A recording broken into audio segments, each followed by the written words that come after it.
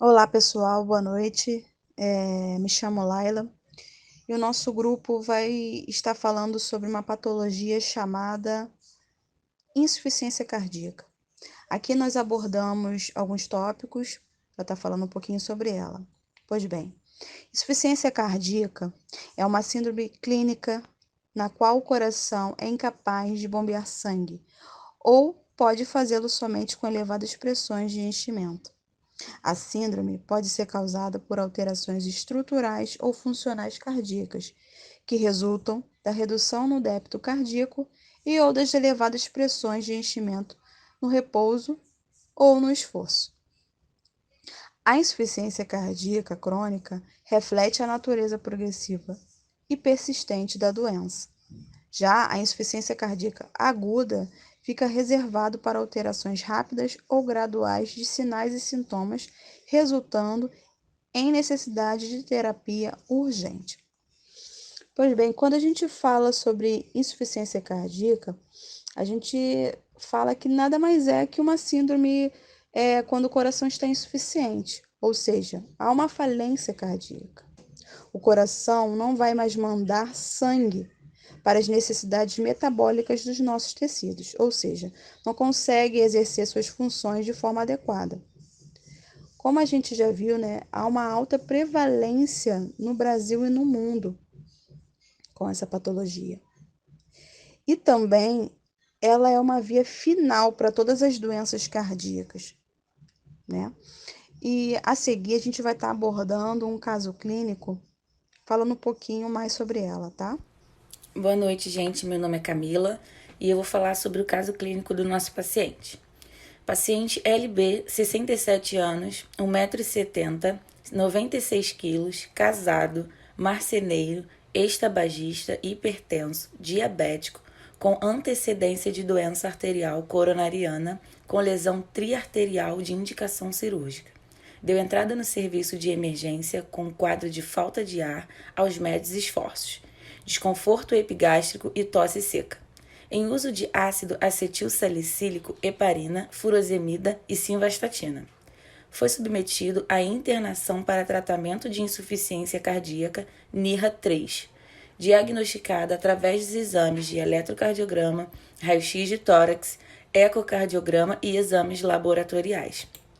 Ao exame físico, apresentou descompensação hemodinâmica, manteve-se entubado em ventilação mecânica, modalidade pressão controlada com PIP de 0,5 e fio 2 de 40%, frequência respiratória 18 IPM, recebendo também drogas vasoativas, analgésicos e sedativos por catéter venoso central, em jugular direita. Pressão arterial 90 por 60 milímetros de mercúrio, frequência cardíaca 116 batimentos por minuto. Abdômen globoso, distendido, com fígado palpável a 5 centímetros no rebordo costal direito e edema importante de membros inferiores.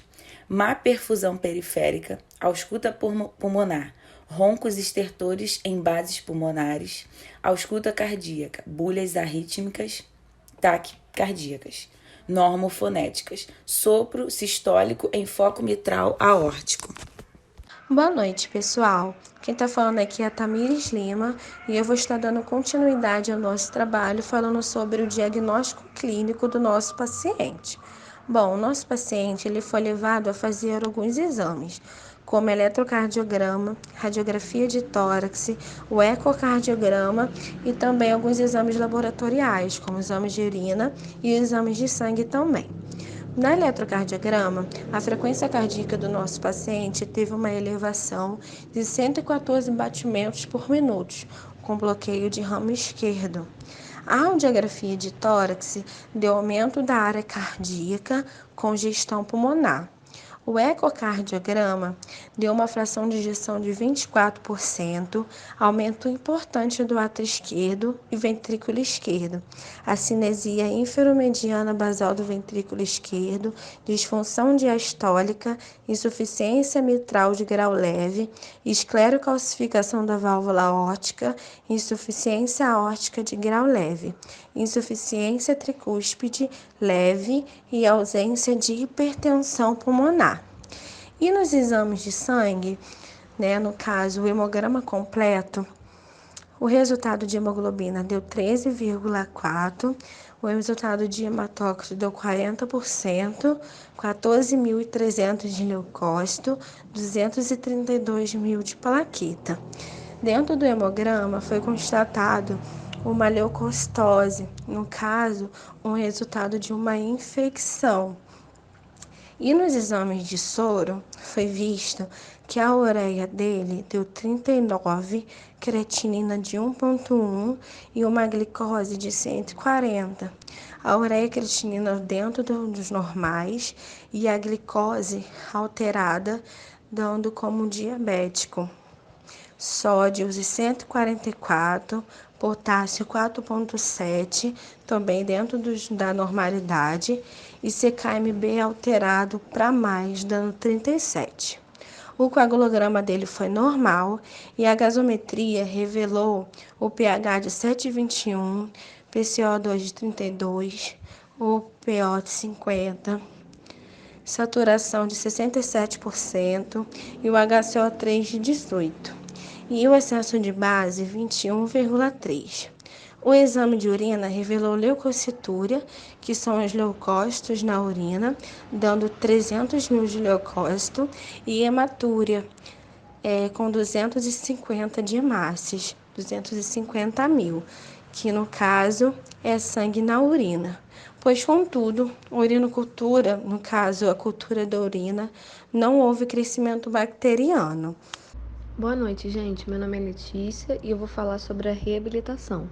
O nosso paciente, ele foi submetido ao tratamento fisioterapêutico durante o período de internação, para dar início ao protocolo de reabilitação cardíaca, que, segundo a Organização Mundial da Saúde, consiste no somatório das atividades necessárias para garantir aos pacientes portadores de cardiopatia as melhores condições física, mental e social, de forma que eles consigam, pelo seu próprio esforço, reconquistar uma posição normal na comunidade e levar uma vida ativa e produtiva.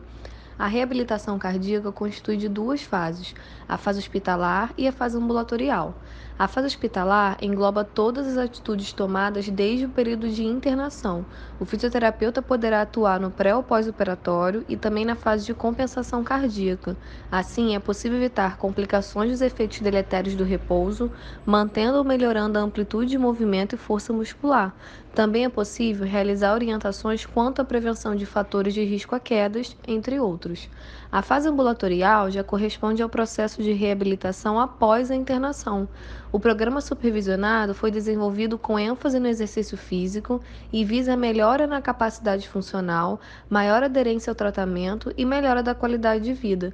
Sendo assim, é possível manter a força muscular, a flexibilidade e o condicionamento cardiorrespiratório, evitando assim descompensações. Intercorrências.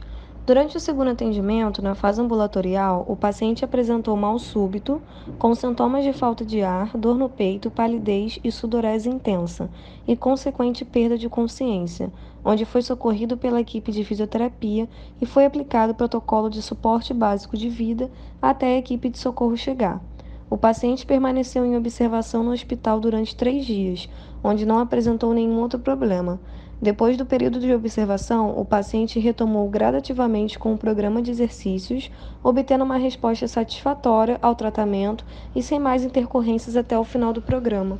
Boa noite, gente. Meu nome é Sara e eu vou falar sobre o diagnóstico funcional do nosso paciente. Após a avaliação do paciente, temos como diagnóstico funcional uma baixa resistência cardiorrespiratória para a realização de exercícios, a diminuição da capacidade funcional para a realização das AVDs e a dispneia e fraqueza da musculatura respiratória. O nosso objetivo de tratamento consiste em aumentar a resistência cardiorrespiratória do paciente, aumentar a sua capacidade para a realização das AVDs e o fortalecimento dos músculos respiratórios. Nosso plano de tratamento consiste na prescrição de exercícios aeróbicos, como, por exemplo, exercícios de caminhada, prescrição de exercícios funcionais para AVDs, como, por exemplo, o simples sentar e levantar do paciente, e a prescrição de exercícios respiratórios, como, por exemplo, exercícios de conscientização diafragmática.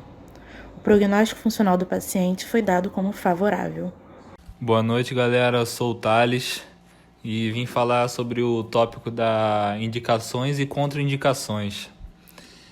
Precisamos destacar que o paciente pode sim realizar exercícios físicos. O exercício físico associado com o tratamento farmacológico é recomendado para a otimização do tratamento.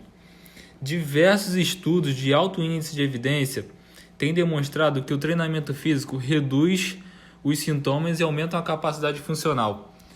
Na reabilitação, deve ser individualizado e personalizado para cada indivíduo. Cada caso é um caso, né? Importante também é sempre nos guiar pela classificação funcional e o seu match, porque cada classificação tem um match pré-definido. Isso não quer dizer que vai ser esse ao certo. Em contraindicações, devemos respeitar a individualidade de cada paciente.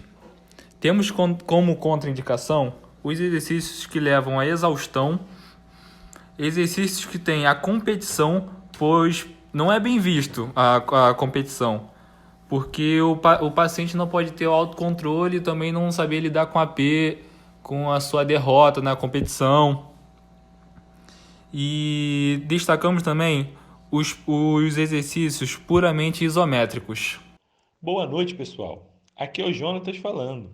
Eu venho falar sobre um assunto interessante, que é a estratificação de risco, onde o nosso grupo lendo, pesquisando sobre esse assunto, identificamos que a estratificação de risco em pacientes com insuficiência cardíaca são medidas simples, ou seja, baseando-se de acordo com o histórico do paciente, nós, profissionais da área da saúde, podemos mensurar e até avaliar o quadro evolutivo da doença, no qual o paciente se encontra.